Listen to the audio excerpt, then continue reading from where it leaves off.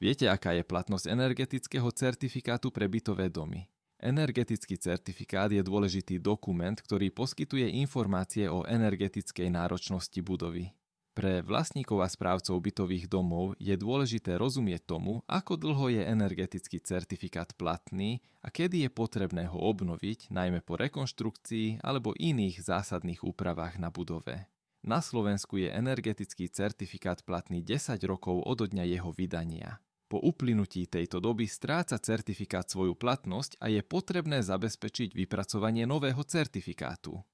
Platnosť certifikátu je definovaná zákonom číslo 555/2005 o energetickej hospodárnosti budov, ktorý stanovuje povinnosť pravidelnej obnovy certifikácie budov.